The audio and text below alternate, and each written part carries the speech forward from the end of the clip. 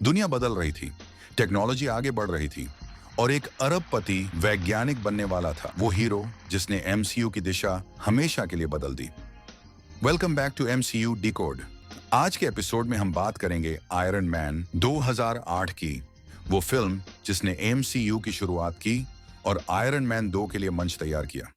Tony Stark एक प्रतिभाशाली वैज्ञानिक और अरबपति हथियार निर्माता जो विलासिता और घमंड भरी जिंदगी जी रहा होता है, लेकिन अफगानिस्तान में एक हथियार प्रदर्शन के दौरान आतंकियों का हमला होता है और उसकी खुद की बनाई मिसाइल उसके पास फट जाती है। वो गंभीर रूप से घायल हो जाता है और 10 रिंग्स नामक आतंकवादी संगठन उसे पकड़ लेता है। उसके सीने में धंसे छर्रों से उसकी जान खतरे में होती है। तभी एक कैदी वैज्ञानिक यसेन उसकी मदद करता है। यसेन एक छोटा इलेक्ट्रोमैग्नेट बनाता है जो टोनी के दिल के पास छर्रों को आगे बढ़ने से रोकता है और उसकी जान बचा लेता है। कैद में टोनी को एहसास होता है कि उसके बनाए हुए हथियार दुनिया में तबाही फैला रहे हैं। आतंकियों के लिए मिसाइल बनाने की बजाय वो चोरी छिपे बनाता है एक लोहे का कवच जिससे वो भाग सके। यहीं वो बनाता है पहला आर्क रिएक्टर जो उसके दिल को बचाता और उसके सूट को ऊर्जा देता है। यसेन अपनी जान का बलिदान देकर टोनी को आजादी दिलाता है और इसी पल जन्म लेता है आयरन मैन।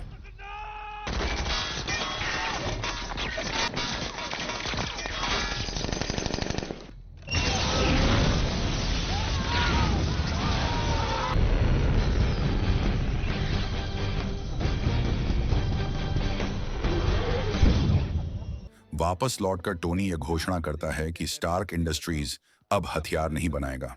उसका पार्टनर ओबडाया स्टेन इससे नाराज होकर उसके खिलाफ साजिश रचता है। टोनी अपने सूट को और उन्नत करता है, उसे एक नए और शक्तिशाली रूप में ढालता है। लेकिन जब ओबडाया उसकी तकनीक चुरा लेता है और विशाल आयरन मॉन्गर सूट बनाता है,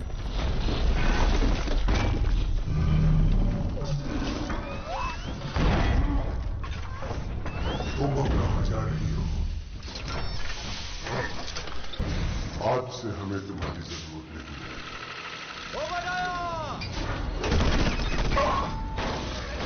तो टोनी को अपने ही बनाए खतरे से भिड़ना पड़ता है।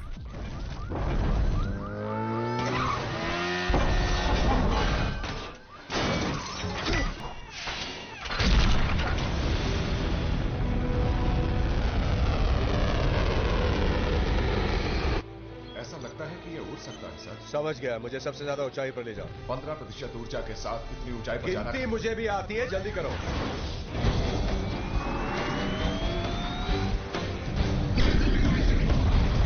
13% ऊर्जा सर। और ऊपर। टोनी का रिएक्टर कमजोर पड़ने लगता है, 11% ऊर्जा। लेकिन वो हार नहीं मानता। वो आयरन मॉन्गर से भिड़ता है और अपनी समझदारी और हिम्मत से उसे हरा देता है। अभी समझ में आ जाएगा। प्रेस कॉन्फ्रेंस में जब उससे पूछा जाता है कि वो कौन है जो आसमान में उड़ता फिरता है, तो टोनी मुस्कुराता है और कहता है, मैं ही Iron Man. I am Iron man.